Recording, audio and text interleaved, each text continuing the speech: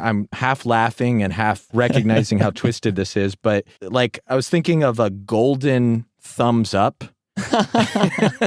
and how everyone just so wants approval.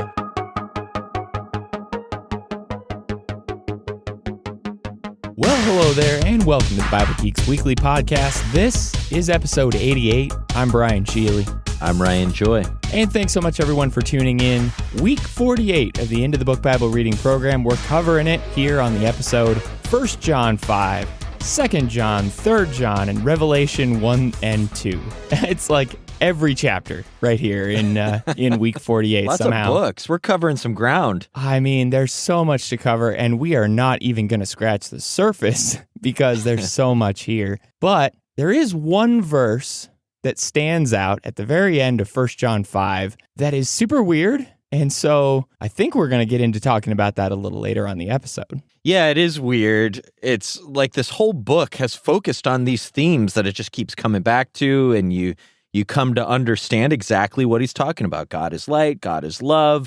We need to know God through Jesus, his son. And then he closes, little children, keep yourselves from idols. And that's the end. He hasn't hinted at the problem of idolatry in the whole book, and then he drops those 6 words, and then it's like, John out. I hope you drop the hope mic. You liked what I had to say. Mic drop. And it's a wake-up call, I think, that should help us realize that the whole book has been about that theme, but with different words. Mm-hmm. And in our lives, too, if someone were to warn me about idolatry, I might think, where did that come from? Yeah. But we perpetuate wrong ideas about who God is, or we let other things of the world become the center of our affections, and we've let idolatry creep into our hearts. So we're going to talk in our third segment about idolatry. And it's not probably the idolatry that you're thinking about, so we'll get there in just a bit. You don't have to have a little gold man sitting in near your bed to bow down to. But if you do, then that might be a problem. That's probably a problem as well. So yeah. Before we get into that, though, as we always do, let's find Jesus here in week 48. Like we said, 1 John 5, 2nd and 3rd John, Revelation 1 and 2, where is Jesus here? Well, it was hard to resist this picture of Jesus in Revelation 1, the vision of the Son of Man in verses 12 to 17. And what I took from this is we won't see our situation for what it is until we see Jesus as he is. Mm-hmm. So John is about to give a whole big vision, but first he hears this voice and he turns around to see where the voice is coming from. And it says in verse 12, I saw 7 golden lampstands, and in the midst of the lampstands, one like a son of man, clothed with a long robe and with a golden sash around his chest. The hairs of his head were white, like white wool, like snow. His eyes were like a flame of fire. His feet were burnished bronze, refined in a furnace. And his voice was like the roar of many waters. In his right hand he held 7 stars. From his mouth came a sharp, 2-edged sword. And his face was like the sun, shining in full strength. And when I saw him, I fell at his feet as though dead. But he laid his right hand on me, saying, Fear not. Welcome to Revelation. Well, yeah, hello. Hello. And it sounds in some ways like something out of another world, something fantastical. My kids are listening to all the Oz books right now before bed. Oh, yeah. All the Frank L. Baum books, and there's a bunch of them. I never read them. I saw the movie, Wizard of Oz. I've seen that many times. But what we see here with Christ feels like the exact opposite of what happens at the end of Wizard of Oz. He's getting a revelation, right? This is a revelation of Jesus Christ. And a revelation is a pulling back of the curtain to uncover what's really happening. And in the Wizard of Oz, literally, they pull back the curtain, right? And Oz seemed great and powerful before they looked behind the curtain and saw he was just this really nice little old man, right? Pay no attention. But in Revelation, it might seem to Christians like Christ and those who stood with him were weak and at the mercy of Roman and Jewish powers. And that's just when they needed to pull back the curtain to see the great and powerful Jesus Christ. And I think when we're in trouble, when Christians are in trouble, it feels like the world has all the cards. Maybe it feels like we're losing the war. We need to see Jesus for who he is, see God for who he is. And only then can we properly perceive, properly see clearly our place as his people and the things happening around us. And so in the rest of the vision John sees throughout the book, it'll explain a lot about their persecution and the end that will come to those who are abusing their political power and promoting false worship and all this stuff. It's going to give this big, crazy vision, kind of like a play that you're watching or a movie that you're watching. But before all of these things happen and these great visions happen that show what'll happen to Rome and all of those powers, first, John and us get a glimpse behind the curtain. And what a picture it is. And I just think we need to see Christ and realize not only is Jesus the meek and lowly, but Jesus is the fierce and frightening. Jesus is the one with these eyes like fire, with a sword coming out of his mouth, with his face shining like a sun at full power at noon. If you stare into the sun, it's like staring at Jesus because he's so glorious and mighty. And also that he's close to us. He's close to the churches. He's in the midst of the lampstands of the churches. So I just think that's an amazing vision for us to learn something about Jesus we don't really see fully in the Gospels. Yeah, it just makes me think of Elisha and the army of angels that are right there, hiding in plain sight, apparently. But being able to have that revealed to you and see what's going on behind the scenes really does help you face the battles that you're in today with a lot more confidence, like we talked about on the last episode, knowing that it's not just the world against us. It's the world against us, against the spiritual forces that are battling for us, with Jesus, like you talked about here, at the head. He's the one in this picture with just, all the power. Yeah. He is, as he says earlier back in verse 6, I think, he is the ruler of the kings of the earth. He is the one with the real power ultimately. And we need to remember that he wasn't messing around when he said, all authority has been given to me. Yeah. So where did you find Jesus here? So I went back to 2 John, and 2 John, a short little letter, but as John is writing here, he has something important to say about love and the way that we walk, but he also reveals something about those who would deny Jesus. And we find that Jesus is the Antichrist. Double negative there. That's a double negative. It is. So here we go. 2 John verses 6 through 7. John says, "And this is love, that we walk according to his commandments. This is the commandment, just as you have heard from the beginning, so that you should walk in it. For many deceivers have gone out into the world, those who do not confess the coming of Jesus Christ in the flesh. Such a one is the deceiver and the Antichrist." So I guess you could say that claiming that Jesus never came in the flesh, or that he isn't God's son, is like the ultimate fake news. It's the ultimate absurd statement, basically, of all time. He did come in the flesh. We have proof of that. We know that he is coming again. And anyone who says otherwise is basically the Antichrist. And I think we've taken that term and we've kind of maybe overblown it or put it on some kind of a pedestal and treated it like some really special designation or something, but I think it's really quite simple. And you go back to 1 John chapter 2, and we've already read this here a couple weeks ago, but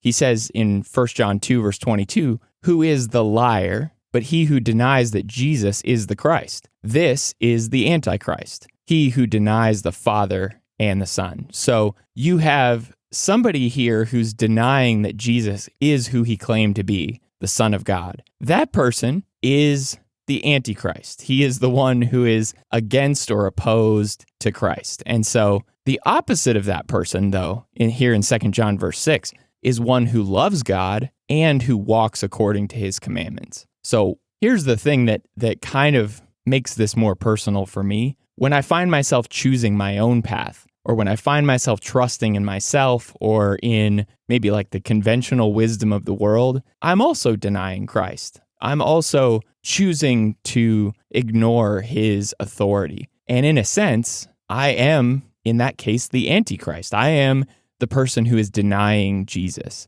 And maybe I'm not out there trying to deceive others like he's talking about here in 2 John, but maybe I'm just deceiving myself and not acknowledging him as the Lord by following him, walking in all the things that he's commanded me to walk, loving as he's called me to love. If I don't really see Jesus as the Son of God, the Christ, and I don't acknowledge him that way, then I'm against him. I'm anti-Christ, which is not a place where I want to be. Yeah, and who we listen to is going to inform that a lot. And I think that's a big part of this statement. It's a pretty bold title. We like political titles. Everybody's pro this and anti that. Pretty bold title. These people that are teaching something and probably associating with Christians, I don't know what they would call themselves, but John says not only are they not Christians, they're anti-Christ because they're denying the full gospel. And so we need to watch out for who we listen to, what we say, and like you say, how we walk, because that's just another way of affirming what is most true about who we are and who Christ is. Yeah. So let's get into our next segment, and that is Scripture du jour. What is the soup du jour? It's the soup of the day. That sounds good. I'll have that. So here we are in Revelation 1. We are finally here, the very last book of the Bible that we're reading in our reading plan. Coming into November, December, we all knew it was coming. Here it is, Revelation 1. What do we find here in this first chapter that's insightful or helpful for us? I find that he saves us for his purposes. There's this passage at the beginning in Revelation 1, verses 4 through 6, and John says, grace to you and peace from different places. And the third one is grace to you and peace from Jesus Christ, the faithful witness, the firstborn of the dead, and the ruler of kings on earth, as I just mentioned, to him who loves us and has freed us from our sins by his blood and made us a kingdom, priests to his God and Father. To him be glory and dominion forever and ever. Amen. And we often talk about what God saved us from, but we also need to talk about what God saved us for. When Christ redeemed us, he didn't just give us a place with God, he gave us a job in God's service. And I think this is really cool what he says here. He made us into a kingdom of priests. And this throws back to what Israel was meant to be in Exodus 19:6. When they came to the mountain, they were declared to be this kingdom of priests. They were meant to hold up God, be a light to the world, and be the ones who can come into God's presence and worship him and represent the world and all the kingdoms before God in a way. And I think this question that we ask sometimes, a lot of people ask it, I think it's a good question. What is my purpose? We ask, what is my vocation? What is my calling? What is my role in God's kingdom? And I think it's answered beautifully here. And the more you know about the job of a priest, the more exciting it is. We each have different gifts and opportunities. Everybody can do this in lots of different ways. We're going to hold up the same gospel. We're going to point to the same God. But I couldn't build the website that we have like you could, or do some of the development work or different things that you do. I do different things. But in all that we do, with all of our gifts and all of our opportunities and relationships and everything, we are doing the work of a priest. That's what we're here to do. We try to offer God our sacrifices, the sacrifices of our praise, of our service. We try to serve him. We bring our prayers before him. We bring prayers before him not only for ourselves, but for others. We dine, so to speak, in fellowship with him, as the old priests did. We worship. But also, on the other hand, we represent God to the world. We teach, we bless, we speak the word of Christ. The priests offered this awesome blessing to people in number 6. You close every one of our recordings with a part of that. May the Lord bless you and keep you. And then it goes on to say, the Lord make his face to shine upon you and give you peace and be gracious to you. And it's a blessing that the priests were commanded to speak to the people. They're offering this blessing on behalf of God. I mean, they are speaking this as a prayer. Yeah. Anytime you can get back to that question about why we're here, and we talked about this a few episodes ago too. I mean, the ultimate purpose is to glorify God. And how do we do that? By being a kingdom of priests. And all of the service and all of the unity and all of the devotion and all of the holiness that entails, I mean, that's what we're called to do. It's all about glorifying God and remembering who we are. Yeah. So what did you find here in Revelation 1? Well, really, it is the diving board here into the pool of symbols. And in Revelation 1, verses 19 through 20, the verse after your finding Jesus verses, basically this is Jesus' response to John. This is the great picture of Jesus as he says, "Fear not." And then here's what he's supposed to do. What we see from his instruction here is almost like a Symbols 101 class. And so in verse 19, it says, "Write therefore the things that you have seen, those that are, and those that are to take place after this. As for the mystery of the 7 stars that you saw in my right hand, and the 7 golden lampstands, the 7 stars are the angels of the 7 churches, and the 7 lampstands are the 7 churches." So right off the bat here, and we've talked about it a little bit, but Revelation being this book full of symbols and pictures, this is kind of a little tutorial or a little introductory course about how to interpret what he's showing us here. John has just seen this amazing picture of Jesus. In that vision, he sees 7 stars and he sees 7 lampstands. And I'm sure he's probably thinking to himself, what on earth are these things all about? And so Jesus tells him what at least 2 of these items are in this vision that he's having, and that the 7 stars are the angels of the 7 churches, and these lampstands are representative of the 7 churches themselves. And so it kind of reminds me of going back to like where Jesus explains to his disciples the parable of the sower and the seed that falls on different ground in great detail. Gives all the explanation about what each of the soils were representing, what the seed itself represented, and all of that. But until it's revealed, it's kind of a mystery. And if Jesus hadn't have told John what these symbols were, I'm sure John would have just been completely confused about it, like we all would have been. Or he would have done what so many people do with the book of Revelation and say, I think the 7 stars represent the 7 dwarves from Snow White, and Walt Disney was the Antichrist. And, made up some story about it. I don't know. I'm just pulling that out of nowhere. But I love what you're saying. Jesus explained what it was, and he showed that these things have particular significance to the people that he's writing to. And there's a member of my family that I love very much that likes to say, why wouldn't you take the book of Revelation literally? You take other parts of the Bible literally. Why don't you take that literally? And like you just saw, they aren't 7 stars. They aren't 7 lampstands. I don't take them literally because Jesus doesn't take them literally. That's not the kind of literature it is. The 7 lampstands represent something. The dragon represents the devil, the beast. All of these things, the Bible tells us so much of what it represents. There are some things that we take our best guess at, and it remains a mystery. But there, like you say, there's a lot in this first chapter that kind of gives us a tutorial on how to read the rest of the book. Yeah. And he starts it out in a really simple way by dealing with these 7 churches, basically in chapter 2 and chapter 3. We're not going to get into the details there of what Jesus says to them yet. We'll probably cover that hopefully on the next episode. But in that conversation about those churches, that's kind of a little parenthetical before really the meat of the book begins. I think he's putting the training wheels on here and helping us understand a little bit about what the language of this book is all about. Yeah, that's really good. All right. So let's get into our last segment, and we're going to talk about idolatry. Woo!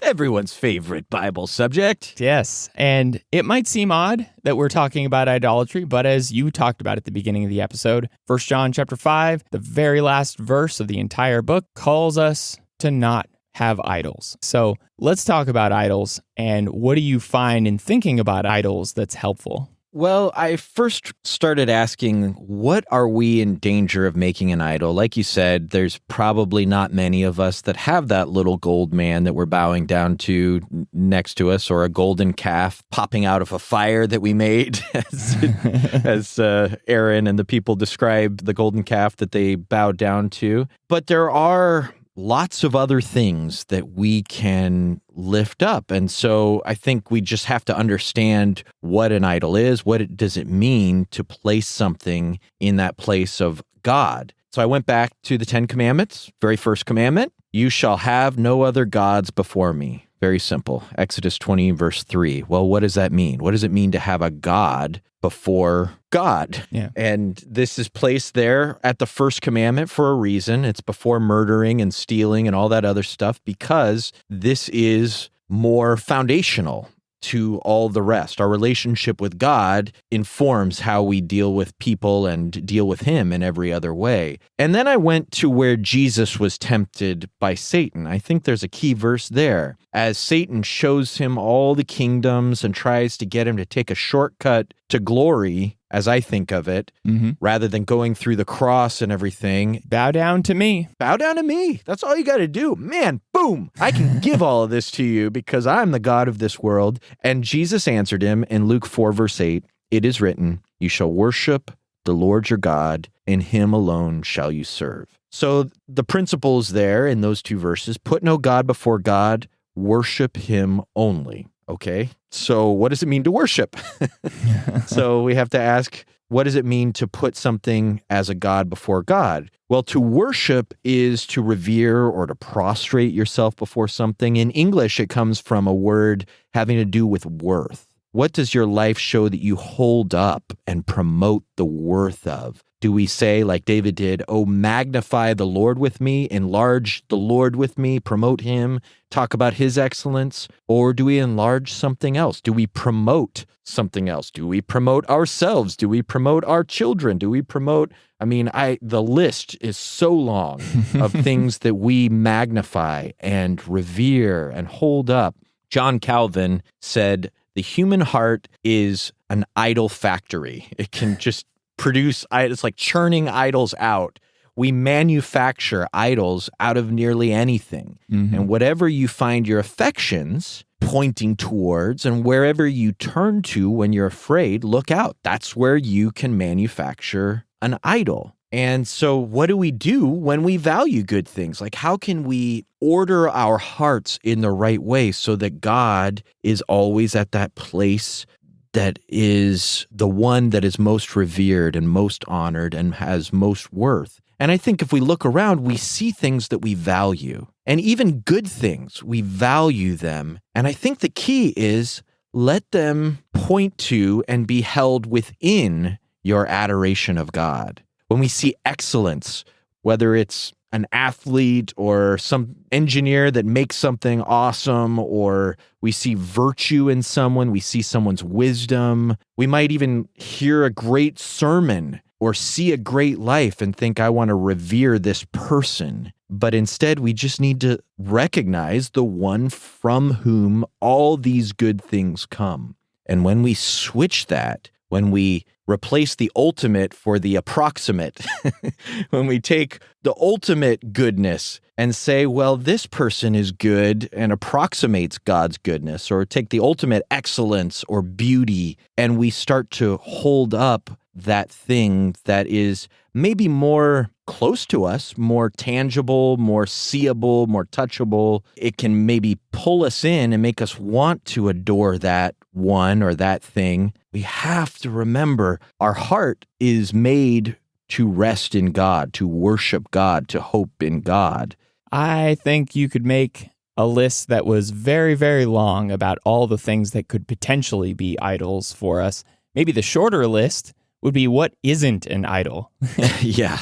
I don't even know what you'd put on there, because honestly, you could almost turn anything into an idol, even to the point where the children of Israel took the bronze serpent that they had made in the wilderness and they made it an idol. And so even good things, even things that on the surface look good and healthy and holy, we could turn something like that into an idol. And there's just so many opportunities for that. But like you said, I think the important thing is framing everything as coming from God or through God, and that he's the one who provides us or informs what is good. And so anything we see is just pointing us back to him like an arrow, just shining the light right back on God, that this is about him, not about that little thing over there. I was thinking about all the things we could make into gold. making it like a bronze thing, and that would be the thing that everybody actually is bowing down to. I mean, I'm half laughing and half recognizing how twisted this is, but like I was thinking of a golden thumbs up. And how everyone just so wants approval. A golden pat on the back. Yes, the golden, you are awesome. Yes, I see that you put up a beautiful display of Christmas lights, that you designed you cooked a beautiful meal for Thanksgiving. Wow, You're great. You're a good mom. You're a good dad. You're a great person, whatever. I know. I'm not trying to make fun of people. There's good in it, in affirming each other, but wow, do we get sucked into wanting people to approve us. And I thought of like a golden elephant or a golden donkey, thinking of our political parties and how they become our tribes and how they become the voice of truth, But there's so many things that you could just envision as an idol, like a talisman or an object. Yeah. That they're really ideas, our success, or the things that we value. But man, we just build it up. And if there was a trophy room in our heart, a room with a pedestal with a golden warm light shining down on it, what is there? What is sitting on that little podium? Boy, I hope that the throne of our hearts has God and everything else is just pointing to him. And man, that's something we got to watch out for. Well, speaking of gold, in thinking about idolatry, I was kind of thinking of that poem, Nothing Gold Can Stay. I mentioned Outsiders last time. There we go. Robert Frost poem is in there, yeah. Here we are. So Habakkuk in chapter 2, verse 19 actually says something that I'm going to take a cue off of. And what he says is, woe to him who says to a wooden thing, awake, to a silent stone, arise. Can this teach? Behold, it is overlaid with gold and silver, and there is no breath at all in it. And so you talked about making items out of gold, and Habakkuk is really saying, look, you made this thing. You overlaid it with gold. What is it going to do? It's just an object. It's just some dumb thing that can't talk, that can't think, that can't reason, and it can't direct you. And so I was thinking about that in terms of at least one of the most important things that so many of us hold up as an idol, and that's money. And that is literally the trust that we have in our finances and the fact that it's just going to fail eventually. We've been seeing that, I think, in our society in the last year. And so I'll go back to a passage in Lamentations from chapter 4 and verses 1 and 2, where he says, how the gold has grown dim, how the pure gold is changed. The holy stones lie scattered at the head of every street. The precious sons of Zion, worth their weight in fine gold, how they are regarded as earthen pots, the work of a potter's hands. So, of the glory that Israel had at one point, with all of their gold under Solomon, how it was basically just innumerable, the amount of gold that they had. And now, after their captivity, after their punishment in lament, Jeremiah is crying out that all of this glory that we had, all this gold that we had, our finances, our wealth is just gone. It reminds me, we were watching just a few days ago, the Andy Griffith Show, and there's an episode where Barney gets really super concerned about the local bank there in Mayberry. And so he dresses up like a cleaning lady to prove that he can break into the bank and to prove that the bank really isn't as secure as they think it is. And so eventually he gets stuck in the vault. And the way that he gets out, I don't know if you remember this episode, but he gets out by busting a hole in the back wall of the vault, which leads to the salon next door. This whole time, basically, there was just a sheet of drywall protecting the bank. As secure as we think our finances are, as secure as we think our money is, wherever we put it, under our mattress, in a bank, with all the assurances and insurance that we have on it, finances are going to fail. Thieves can always break in, they can always steal, or at least what we have can be devalued, and it can be treated like nothing at some point. And with people losing their jobs right now, with the economy in jeopardy and all the things that are going on, I mean, I think we see that more and more now than maybe we have in a long time. And when I start to think about my life and what my life is all about, and if all I focus on is work, if all I focus on is my 9 to 5 and making money and saving up money and prepping for retirement and all of those things, by the end of it all, what do I have? Where is my life and what did I spend it on? Yeah, I'm glad you brought up and focused on money as a idol, because that is such a critical aspect of this topic. It's hard to not bring up Colossians 3:5 that says that we need to put away everything that's earthly, including covetousness, which is idolatry. Yep. Coveting things, coveting whatever we're coveting. If it's not God, then that is idolatry. And so often money is what we look to put our hope in, put our trust in, that we covet. There's this verse in Jeremiah that I thought was funny. It says in Jeremiah 10:5, their idols are like scarecrows in a cucumber field, and they cannot speak. They have to be carried, for they cannot walk. Do not be afraid of them, for they cannot do evil. Neither is it in them to do good. They're not bad. They're not good. They just can't do anything. They're not going to hurt you. They're like scarecrows in the cucumber field. You can put a nice face on them, or like our neighbors all made snowmen because we had a recent snow. Your idol is like that snowman. You can make it look like whatever you want. It's not real. It's not going to talk to you, and it's just going to melt away whenever the sun comes. And I recently saw some images of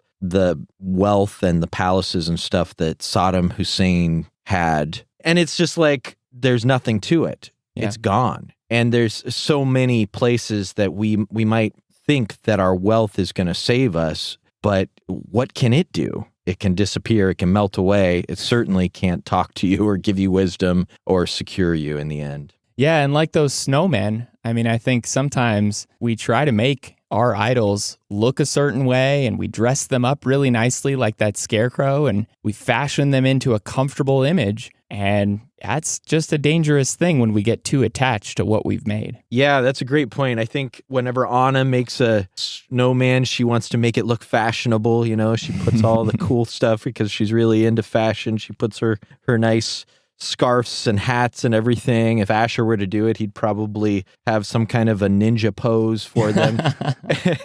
And it highlights what you're saying, which is we tend to make gods in our own image, really. I talked about the first commandment. The second commandment is not to make an image of something that's here. And we look around and we value the things we see, but there is this firm distinction that God wants us to make between the creator and the creature. And one of the things we tend to do is flip and reverse Genesis 1, verse 26, where God made us in his image. Yeah. And instead, we start to try to make God in our image. But we're really not making anything. We're just imagining something, really, right? Mm-hmm. Romans 1 in verse 21 says they didn't honor him as God or give thanks to him, but they became futile in their thinking, and their foolish hearts were darkened. Claiming to be wise, they became fools and exchanged the glory of the immortal God for images resembling mortal man and birds and animals and creeping things, and so God gave them up. And it's because they exchanged the truth of God for a lie and worshipped and served the creature rather than the Creator, who is blessed forever.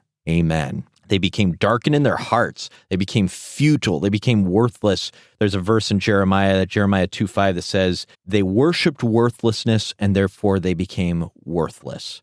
We become like the worthless things we worship. And what we want to do is worship God and become like him in his greatness and his glory and his love and his wonder. And so there's such a big difference between an invented God and the one true God. And the only way to know the true God is as he reveals himself. Mm-hmm. So I was thinking of something we need to watch out for, that I need to watch out for. I think as we read the Bible, we need to take special note of the parts of the Bible, and especially the attributes and actions of God that we don't like, or that make us uncomfortable, or that we wouldn't want to see in the God that we worship. Sometimes people say, well, my God would never do that. Oh, okay, yes. That's a false God. Yeah. But the true God did that as he reveals himself. So these are the areas we're most in danger of reshaping God in our own image. And sometimes that can be a matter of emphasis, but sometimes it's a matter of pure exclusion. And the goal is to just constantly come to know him better. And if we don't understand something, well, we might not ever understand it, but slowly, as we study and think about it more, often I find I come to appreciate and value those things that at first I didn't find very pleasant to think about God. And slowly I come to realize how that too is a reflection of his love, his goodness, his righteousness, the things that I am so happy that God has, though I would never invent a God that looks like that. Well, I think the point there in thinking about how these idolatrous people are described, how they're described as fools, how they're described back in Jeremiah, a couple of times he calls them stupid. Like the people who invent these and also the idols themselves. I don't want to be a fool. I don't want to be stupid. And that's a challenging word that isn't used very often in the Bible. But the more you take the facts and you throw them out and replace them with whatever it is you are comfortable with, like we're talking about here, that's what you end up doing. You replace God with something that's comfortable. You replace God with something that is unchallenging and won't push you to grow or push you to change, something that will just agree with everything that you think. And that is so easy to do in just all kinds of ways. And that is one of the big challenges there. Again, I think in 1 John, the whole time he's talking about knowing and being confident in our relationship with God. And we can know based on whether or not we're following him, whether or not we're showing love, whether or not we are holding him up as the true God and his son as the Son of God. If we're doing that, then we're not foolish. Then we're not deceiving ourselves. Then we're not denying Jesus as the Antichrist. We are holding the true God up. And that really should be my goal in everything that I do. But it is easy to fall into the trap of ignoring that. Yeah, truth matters. I guess, a lot of people feel like real data, true things is important in a lot of areas, but in spirituality, it's just kind of choose your own adventure. You pick whatever you want because who knows anyways, and just come up with something that you like. And that is a pathway, certainly to idolatry, but also it's a pathway that becomes this circular loop where you are never developed into what you are made to be. You just stay what you are and strengthen that reality even more because you're glorifying yourself basically and what you like. So I'll close this thing out. Not only do we have a real problem with money, and I think that's a huge source of idolatry in our life, in my life, definitely. But I think now more than ever in the last year, I think we've seen that culture and cultural comforts are becoming an idol. All the things that we've held up as being just the way that our society functions and the comfort and the ease that we experience, and just holding all of those kinds of things up as maybe an idol in our hearts is pretty dangerous. And I'll go back to Lamentations chapter 4, verses 3-4, and then verse 9, where he says, "Even jackals offer the breast, they nurse their young, but the daughter of my people has become cruel, like the ostriches in the wilderness. The tongue of the nursing infant sticks to the roof of its mouth for thirst. The children beg for food, but no one gives it to them. Happier were the victims of the sword than the victims of hunger,